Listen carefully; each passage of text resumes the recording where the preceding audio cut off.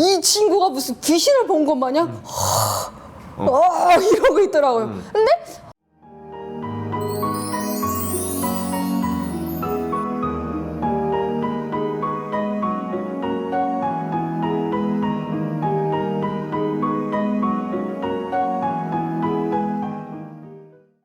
여러분 안녕하십니까? 네, 오늘 시간에도 지난 시간에 이어서 그 양강도 김정숙 군에서 온 탈북 유학이죠. 유학 탈북한 전주옥 씨와 함께 얘기 나눠볼 텐데 이 김정숙 군이 어떤 곳인지 한국 사람들은 잘 생소하단 말이죠. 근데 해산 밑에 있다 뭐 대충 지역은 그렇게 하고, 근데 김정숙 군이라고 이렇게 이름을 붙여놓으면 뭐 어떤 특혜 같은 거 있어요? 딱히는 없습니다. 없고 어. 약간 좀 독특하다라고 말할 수 있는 게 김정숙이 혁명 활동을 하던 그 시대, 어찌 보면 일제 시대의 모습 그대로를 다 원상 복구해서 그대로 그 지역 전체가 다 혁명 사적지인 거예요. 사적지인데 그러면 영화 세트상처럼 1930년 그렇죠. 그렇게 돼 있나요? 그렇죠. 그래서 제 친구 집도 그 1930년 이전에 그 집인데 안에 들어가면 그 현대적인 다 그런 테마파크인 거죠. 그래서 막 나루터도 그대로 있고 오히려 그 방해되겠네. 방해가 됩니다. 리모델링을 절대 할 수 없고요. 만약 그 외관에 흠집이 나면 계속해서 이걸 사비를 들여서 보수를 하지 않으면 그 집에서 쫓겨나요. 지지타보기 진짜. 아니 이름까지 하사했으면 그럼 배급이라도 그럼 제대로 좀 배급 저는 약간 이 배급 얘기를 하실 때마다 저희 엄마가 하는 얘기가 너는 뱃속에 있을 때부터 배급의 배자도 모르는데 왜 자꾸 배급 얘기를 하냐고. 배급은 그러네. 받아본 적이 없어요, 사실. 전형적인 장마당 세대. 아, 그렇죠. 네. 그러면 김정숙 군 사람들은 뭐 먹고 살아요? 그러면 배급도 안 받으면. 김정숙 군의 그 지리적인 위치와 역사를 봤을 때 뭐 그 역사적으로 봤을 때 김정숙이 압록강을 넘나들며 했던 밀수처럼 사람들의 80~90%가 밀수를 합니다. 아 거기가. 그렇죠. 해산은 워낙 경계가 심하니까. 심하니까 여기가 오히려 좀 더 움직이기가 좋고요. 그리고 또 여기가 좋은 이유가 모든 물자를 다 받을 수가 있어요. 그 김정숙 군으로 장진강이 쭉 내려오거든요. 압록강하고 장진강. 그래서 압록강과 장진강이 만나는 곳이기 때문에 그 말인즉슨 장진강 골짜기에서 나오는 모든 자원이 다 여기로 와요. 김정숙 군. 김정숙 군으로. 그러면 그 아버지가 일하는 떼목에 밀수 물품들이 엄청나게. 뗏목 위에 보면 막 자철에는 잣이 이따만큼씩 있고 뭐 타고철이 이만큼씩 있고 약초 해서 아빠가 그 떼를 다 받는 사람이 저희 아빠잖아요. 아빠의 직업이 그래서 거기서 정말 인기 있는 직업이었어요. 그 떼를 받는 게 아니고 사실 물품을 받는 거죠. 저희도 한턱 한턱 챙기고 또 근데 막 단속이 뜨잖아요. 단속이 뜨면 그 물품 그 자루 위에 밧줄을 칭칭 감아서 뗏목 밑으로 이렇게 떨고 넣었다가 또 단속이 다 없어지면 다시 끌어올리고 네 그렇게 떼목공이 엄청 힘든 직업인 줄 알았는데 또 한편으로 쏠쏠하게 인기가 좋은 직업이긴 하네. 그러면 주요 밀수하는 품목들이 어떻게 돼요 아까? 그냥 나오는 건 일단은 모든 걸 다 할 수 있는데 큰 돈을 챙길 수 있고 매해 새롭게 생산되는 게 잣입니다. 잣 그리고 파고철 그리고 약간 주요 금속들은 귀금속들인 동, 네 알루미늄 이런 거 비롯해서 여름에는 뭐 삼지구엽초, 쇠신, 고사리, 고비, 깨암, 도토리 다 밀수해요. 다 가져갑니다. 뭐 겨울에는 꿩, 들꿩, 산짐승, 토끼, 노루 다 가져가요. 다 김정숙 군이 모였다가 밤에 사실은 그렇죠. 거지? 그래서 네. 그러면 본인도 해봤어요 밀수? 저는 뭐 사실 뭐 힘이 닿는 뭐 8살 때 뭐 밥솥 하나 나눌 수 있으면 힘이 제가 닿는 데까지 더 왔고요. 그래서 저 밀수꾼의 자식이라고 할 수 있는데 그 사람들은 다 밀수를 하거나 밀수에 가담을 한 사람. 김정숙 군은 그냥 밀수로 그러니까 아까 김정숙이 타고 갔던 역사가 있어요. 역사가. 나루터가 있단 말이죠. 네. 근데 김정숙이 했다는 게 뭐냐면 그 해산 쪽에서 이제처럼 뭐 피복, 식량 구해다가 몰래 밤에 중국 넘어서 뭐 유격대 보냈다 뭐 이런 건데 딱 김정숙이 하다가 몰래 모았다가 그런 보내는 거죠. 거, 그런 거죠. 네. 뭐 김정숙 이름 잘 지었네 그러고 보면. 그래서 이름 따라가는 거죠. 그럼 아까 장마당 세대 배급 한 번 못 받아봤다고 그렇죠. 했는데 그러면 그 8살 때부터 도왔는데 자기 먹거리는 자기가 스스로 만들었는데 애들은 그럼 뭘 도워요? 거기 가면? 이거 애들은 아침 첫 시간에 가장 정중한 학교 가는 세타얀 칠부에 치마에 교복에 넥타이 휘장 배지 달고 장마당을 갑니다. 책가방 메고. 왜냐면 가장 정중하고 깨끗하게 입어야 등교하는 학생으로 보이잖아요. 그래서 장마당에 가서 미리 그 전날에 가서 준비해 놨거나 그 근처에 뭐 대꼬들 집이 있잖아요. 그 장마당 그 물건을 만들어주는 사람들 집에 가서 파고철 그날 물동이 된다고 하는데 뭐 넘길 물건들 파고철을 책가방 밑에 깔고 그 위에 책을 넣고 해서 만약 군인이 뭐야 했을 때 탁 열었을 때 책이 나와야 되잖아요. 그래서 그걸 메고 한 시간씩 걸어서 그걸 모으는 집들이 있어요. 돈주 집들인데 그 돈주 집들 물동을 모으는 집들에 아침 등교하기 전에 가서 배달을 해서 그 배달비를 챙기고 배달비를 챙겨서 학교로 가는 거죠. 한 학생만 하는 게 아니라 뭐 거기 가면 선생님도 있고 뭐 다 있어요. 다 직장 하는 뭐 직장인도 있고. 그 우리 일반 누가 있고 선생님도 그렇죠. 그렇죠. 그래서 전혀 웃기지 않는 상황이고 전혀요. 그들의 왜냐면 아주 생활력 있고 아주 야무진 학생. 네, 뭐 그런 거죠.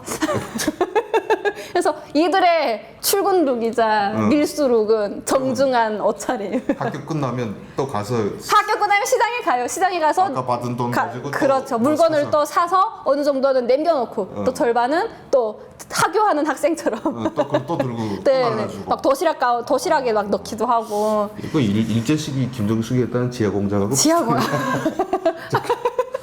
그럼 선생들도 그런 거 잘해요? 선생님들도 할 수 없는 거죠. 이게 그러니까 선생님들이 학생들한테서 뭐 어느 정도 과제를 줘서 그걸로 먹고 살아야 되는데 어느 부모가 학교에 돈을 이제는 그러니까 그 옛날이나 했지 이제는 학교에서 좀 자르라고 해 뭐 어쩌겠어 이러거든요. 학교에 이제는 돈을 그렇게 막 갖다 대지도 않아요. 그래서 선생님들도 이제 먹고 살려면 그렇게 해야 되는 거예요. 출근할 때 자전거 뒤에 뭐 싣고 가서 네네 나가주고 교수한 밑에 뭐 철판이라도 깔아가지고 와서 팔고 그렇게 해야 되는 거죠. 그러다 뭐 선생들은 잡히는 것들이 있어요? 아우 정말 이거는 제가 막 보기 안쓰럽기도 하고 좀 우픈 상황이 있었는데 그러니까 제가 일중학교에 다녔잖아요. 그래서 일중학교에서는 그래도 이과 과목 선생님들이 가장 그 권위 있고 존엄 있는 선생님이었어요. 잠깐만 말그릇이 미안한데 이 시청자분들이 일중학교가 뭔지 몰라요. 근데 이게 일중학교라고 하면 그냥 일반 중학교 있고 거기서 공부 제일 잘하는 애들을 뽑은 특수학교가 그때 옛날에 군마다 일중학교인데 대학도 가도 일중학교에서만 가죠. 그러니까 수제학교라고 보시면 되고 일반 중학교 애들은 대학도 못 가요. 이때는 그렇게 만들어 놔가지고 맞아요.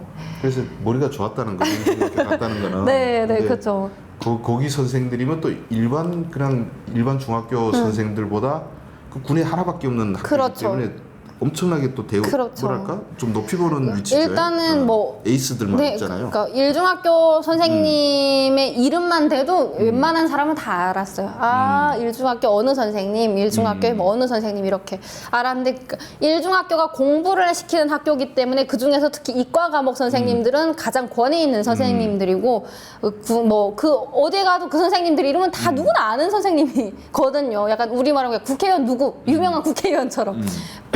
그런 우리의 그 물리 선생님이 계셨는데 정말 안쓰럽기도 하고 웃기기도 하고 물리 선생 어느 날 학교 있는데 막 종을 쳐서 막 그 공개 재판한다고 다 애들이 너 뭐 일하는 거예요? 수업도 안 하고 그래서 운동장에 나갔더니 한 10몇 명을 이렇게 뭐 재판을 하는데 맨 끝에 약간 다리 짤록짤록 하시면서 나디그 선생님이 들어오셔. 우리 물리 선생님이 재판을 받으러 들어오시는 거예요.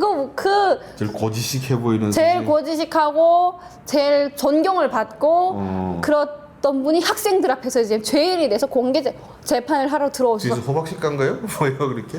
사실은 근데 어쩔 수는 없었을 거예요 사실. 그래서 사연을 들어보니까 동 밀수하는데 그 동값이 비싸다 보니까 이제 기계에서 나오는 모든 동은 다 뜯어가고 동이 없어요. 그러니까 애들이 땅을 파서 까벨선이라고 하잖아요. 전화선에 그 피복을 벗겨서 안에 실처럼 생긴 동선을 그거를 잘라서 장마당에 갖다 판 거예요. 그래서 그걸 산 사람이 우리 물리 선생님 아내분이셨어요. 그래서 그거를 집에 갖다가 밀수를 한 거예요. 그래서 물리 선생님이 이걸 몰랐을 수는 없는데 먹고 살려니까 네, 이거를 묵인할 수밖에 없었고 이 책임을 져서 물리 선생님이 거기 학생들 앞에서 재판을 받고 2년형을 받으셨어요. 전화선 끄는 건 좀 심각한 범죄인데 그래도 2년이면 적게 받은 거네. 그래도 일중학교 선생님이었다는 그것 때문에 다른 사람은 몇 년씩 받았는데 네. 선생님은 2년밖에 안 받은 거죠. 그러면 이게 근데 또 밀수도 보면 그 도시에서 이 돈 많이 번 뭐 돈주들 몇 명씩 있잖아요. 그렇죠. 거기도 있겠죠, 그게. 한 큰 손이 4-5명 정도. 그래서 이렇게 잔챙이라고 하는데 그러니까 작은 집들이 있는데 이 집들이 감당 못하는 큰 것들은 엄청 큰 집들에 사는데 일단 그런 집들은 우리 지역에 한 3집이 있었어요. 크게. 그 최종 정점에 있고 그렇죠. 피라미드식으로 또 그렇죠. 중간이 있고 그렇죠. 그다음 제일 새끼들은 네, 새끼들이 다 등짐으로 나르는. 그래서 그런 집들은 근데 엄청 커요. 일단 집이 부지가 되게 크고 약간 좀 살짝 떨어져 있어. 완전 시내 중심보다는 강 옆이라던가 살짝 떨어진 그쪽에 있는데 담장이 엄청 높아서 저희가 이렇게 볼 수도 없고 담장이 엄청 두꺼워서 뭐 소리도 안 들리는데 항상 군견이 짖는 소리가 군견 키우게 안에서 네 군견이 짖고 네 그리고 밤만 좀 어두워만 지면 그 담장 옆으로 사람이 지나가면 경보기가 막 경보기도 설치했어. 경보기도 설치하고 항상 그 안에서는 그 전동기 브르릉 이거 그 전 발전기가 돌아갔어요. 그래서 이 사람들은 맨날 그 비싼 기름으로 발전기를 해서 맨날 TV 보고 그랬던 기억이 그런 있고. 집 들어가 봤어요? 들어가 봤죠. 어떻게 친구 집이 그러는데 일단 느낌은 중국 느낌인가? 중국의 약간 졸부집 느낌인가? 들어가 보면 약간 근데 가전들 하나하나는 또 중국 것도 아니고 한국 것들. 그래서 약간 은근 그런 걸 어필해요. 이거는 한국 집이야. 이거 삼성 거잖아. 이건 LG 노트북이야. 이런 식으로. 로고를 그냥 붙어 있어요? 아니요, 그 로고는 이렇게 딱 띄어. 로고를 다 띄워놓고. 네, 딱 띄고. 네, 그러고 이건 삼성 거다. 뭐 그러고 막 노트북 뭐 어디 LG 노트북. 밥솥 사실 못 쓰거든요. 근데 전기가 220 전기가 이게 안 들어오니까. 근데 뭐 한국 밥솥 뭐. 그 장식용이구나. 다 장식이거든. TV는 발전기로 볼 수 있지 않나? 또 발전기로 다 봐요. 노트북은 보겠지. 노트북도 보고. 저 TV는 못 볼 거 아니야. 못 보고. 노트북은 네, 그래서 아무리 부자래도. 네, 그래서 약간 그런 거를 은근 어필하고 또 약간 기억나는 게 주방, 그러니까 부엌이라고 하죠. 부엌 전부를 다 타일로 이렇게 쫙 붙이고. 세탁기가 있었는데 세탁기를 어떻게 쓰냐니까 세탁기 위로 물을 이렇게 계속 부어 넣어서 세탁기를 돌리고. 사람이 노리는 거야? 여기 빨래통이구만. 쉽게 말하면. 그래서 그게 저게 된다고 했고 냉장고가 있었는데 냉장고는 책꽂이를 쓴다. 전기 없으니 근데 있을 그 있어야 또 부자로 그렇죠. 인정을 해주니까 근데 하는 얘기가 이게 작동은 다 된다. 전기가 없으면 어쩔까. 네, 그랬던 기억이 그러니까 있습니다. 이게 중국 발전기 돌려봤자 그렇게 그렇죠. 중국이나 소소하게나 보지. 조명 정도 해결하고. 그러면 자 그 부자들은 그렇게 산다 치고 이제 새끼 등짐 나르는 집은 그래도 먹고 살만해요 그거? 집에 TV 뭘 봤어요? 저희는 그 LG 로고 이렇게 없는. 근데 저도 노트북도 있긴 했어요. 하긴 아버지가 그걸 네. 아버지가 잘 살았다 했지. 네. 근데 정말 힘들게 사는 집은 정말 힘들게 많이 사는 것 같아요. 그래서 엄마 지금도 와서도 계속 하는 얘기가 그때 엄마가 있을 때 돈을 빌려간 사람들이 많을 거잖아요. 그래서 안 받고 오길 잘했다. 엄마가 탈북할 때 그냥 다 네, 그냥 다 두고 왔는데 안 받고 오길 잘했다. 돈이 된 다음에 가서 갚으라. 네, 그랬던. 그러면 그 밀수가 요즘에 다 막혀 있잖아요. 그렇죠. 자시랑 뭐 그렇죠. 해가지고. 근데 그게 지금 말하는 시점이 한 2010년, 13년 뭐 그렇죠. 이때쯤인데 지금은 자시 잘 안 나온단 말이에요. 동도. 그렇죠. 이제는 뭐 동이 뭐 없어요. 맨날 나오겠어? 없어요. 그럼 네. 뭘 먹고 살아요, 밀수? 이게 약간 좀 어두운 면이자 사실상 불편한 진실이기도 한데 지금은 그래서 적게 움직여서 큰 돈을 벌 수 있는 일확천금의 밀수를 다들 한다고 해요. 그게 마약밖에 없어요. 요즘 약 밀수를 다. 그렇죠. 그래서 왜냐면 딱 1년에 한 번을 움직여서 1년을 먹고 살 수 있을 만큼의 가치가 나오는 게 그 약밖에 없어요.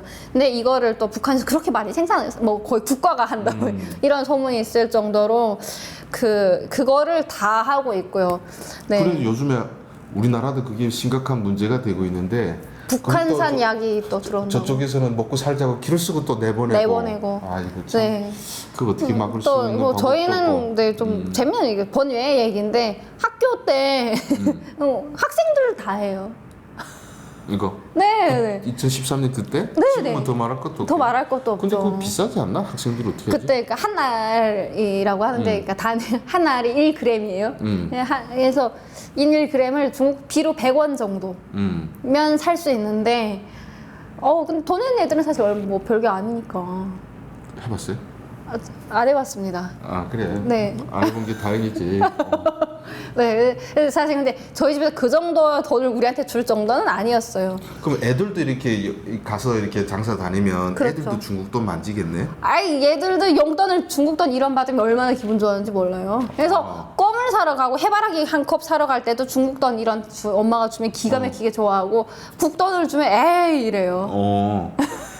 가서 그러면 중국 돈 가지고 가서 껌 1원보다 더 싸지 않나? 그쵸, 싸죠. 그래서 1원을 주면 껌을 몇 개 살 수 있고 또는 국돈으로 또 이렇게 잔돈은 잔돈을 환산. 북한돈은 네. 잔돈으로 취급되는 거야. 잔돈이죠. 왜냐면 이 돈대라는 게 돈대라고 하는데 환율이 너무 올라가서 오늘은 1,300대였는데 자고 일어나니까 1,000대 아마.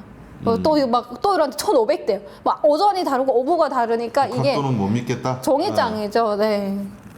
그렇게 그 밀수를 하면 근데 지금 이제 날라서 쌓아두는 것만 했는데 밤에 또 움직여서 넘겨주는 사람들은 또 있을 거 있죠. 아니에요. 이거는 그러니까 3인이 국경을 넘는 거는 그러니까 김정은 정권이 들어온 이후로 3인이 국경을 넘어다니기는 정말 힘들어졌어요. 군인들이 그 국경을 좀 지키려고 하고 있고 또 본인들이 그 영역을 가져야 그만큼의 돈이 나오니까. 그래서 저희 같은 집에서 물동을 막 이렇게 모아서 한 2, 3일에 한 번씩 이렇게 크게 집에 그냥 꽉 채워 넣어요. 그러면 저희는 이게 다 얘기해도 될지 모르겠지만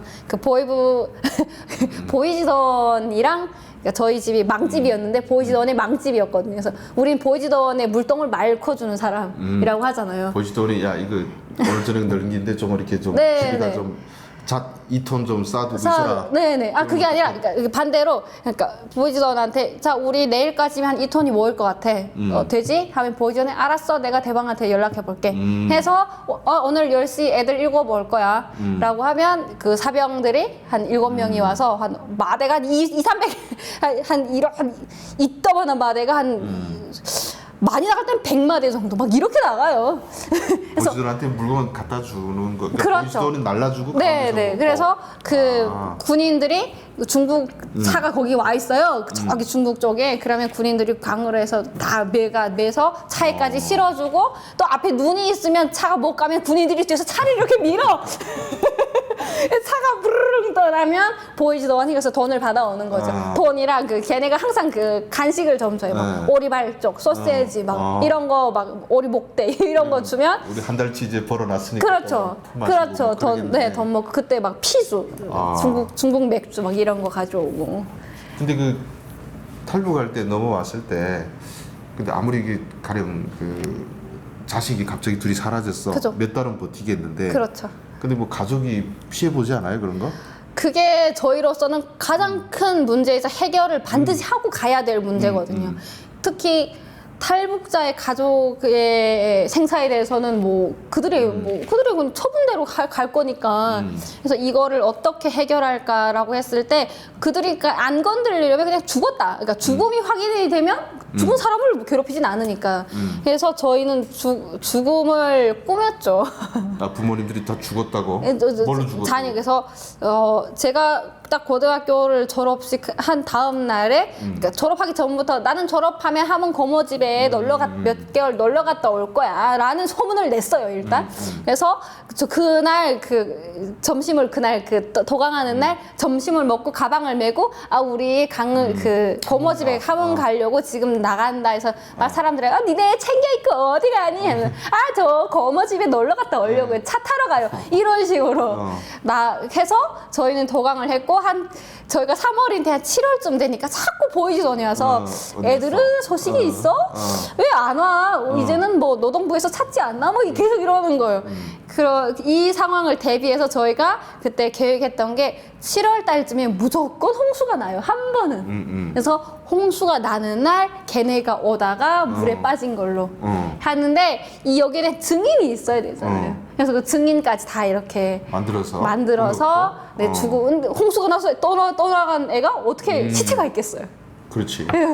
그래서 이게 그 저희 동네에서 그 아까운 1고등 다니던 수재 자녀 그 남매가 통째로 죽었다. 전국구 2등 했던 오빠와 네, 그래서 수재 여동생이 우리 동네 옆 동네 장례도 막 치르고 다 소문이 났어요. 다 소문이 나서 막 사람들이 다 강에 나와서 혹시 걔네 시체를 찾을까 해가지고 다 그것도 나와서 믿더라고요. 그렇게 네 해서 결과적으로 남아있는 부모님은 안전할 수 있게 그럼 뭐 하고 왔습니다. 그쪽에 뭐 죽은 걸로 처리했으면 한국에 딱 왔을 때 새 생명을 얻은 거죠. 그 혹시 동네 사람이 나중에 오지 않았어요? 아이, 죽은 기 왜 살아왔나 이러지 않았어? 그래서 제가 한국에 와서 그래서 이런저런 과정을 거쳐서 결국 대학교를 가야겠다라는 결론을 내렸어요. 결론을 내려서 대학교를 가려고 그 대안학교에 가서 준비를 했습니다. 그래서 입학한 첫날 제가 이렇게 교실에 딱 들어가서 앉아 있는데 좀 있다가 어떤 친구가 이렇게 또 따박따박 문 열고 탁 들어오더니 이 친구가 무슨 귀신을 본 것 마냥 이러고 있더라고요. 근데 나도 뭔지 모르겠는데 쟤 낯이고 그래서 생각했죠. 쟤는 나를 알고 나도 쟤를 안다. 근데 누굴까? 서로 그런데 제가 분명히 나보다 더 놀란 것 같아. 그러더니 얘가 덜덜덜덜 이래. 그래서 내가 그냥 무의식 중에 너? 누구 하니까 맞대요. 그래서 얘가 혼비백산에서 막 나가는 거예요. 알고 봤더니 얘랑 저랑 같은 초등학교를 다니고 저는 1고등에 갔으니까 초등학교 때 같은 시간을 보내내고 얘는 그러고 탈북을 해서 여기에 와서 쭉 살았어요. 살면서 그 남한에 남아있는 가족들이랑 연락을 한 거예요. 가족. 네, 북한의 가족이랑 연락을 하다가 저희의 사망 소식을 그 가족들이 듣고 왜냐면 주옥이네 형제는 다 빠졌어. 왜냐면 그 고장에서 정말 공부 잘해서 남매가 이쁘게 1고등 다니던 애들이었거든요. 얘네가 글쎄 죽었댄다 네 친구 주옥이 막 이러니까 얘가 거기서 너무 마음이 아프고 놀래서 목사님한테 찾아가서 목사님 제 친구가 죽어서 너무 슬퍼서 기도 좀 해주세요 하고 좀 있는데 얘가 막 귀신같이 앞에 있으니까 얘는 진짜 귀신 본 줄 알았대요. 그래서 깜짝 놀랐다고 그런 그 이야기도 있습니다. 잘 지내요? 잘 지냅니다. 곧 결혼합니다. 결혼 축하한다. 또 웃긴 소문이 나중에 또 들은 얘기가 그쪽에 소문이 나기를 저희 오빠랑 이 친구랑 결혼해서 애 낳고 산다. 놀래지 마라. 그런 소문이 났단다. 우리 고향에 서울로 유학 간 스타들끼리 만나서 결혼한다. 네, 소설책은 결말이 좋잖아요. 네. 예쁜 소설이지. 그래서 아무튼 듣다 보니까 막 시간 가는 줄 모르겠네. 오늘 또 뮤스 얘기랑 이런 거 재밌는 얘기 또 들었고요. 그때 우리 한국 드라마 얘기를 한다고 했는데 그 다음 시간에 우리 한번 또 하도록 합시다. 여러분 재밌게 들었으면 좋겠습니다. 그래서 긴 시간 동안 또 시청해주신 모든 분들께 진심으로 감사드리고 우리 다음번에는 한번 한국 드라마 아까 저번 시간에 그랬죠? 아버지하고 첫 통화했는데 그렇죠. 그 드라마 결말 알려달라고 난 드라마에서만 나오는 줄 알았는데 그게 진짜였네. 그 얘기 한번 해보도록 하겠습니다. 여러분 감사합니다.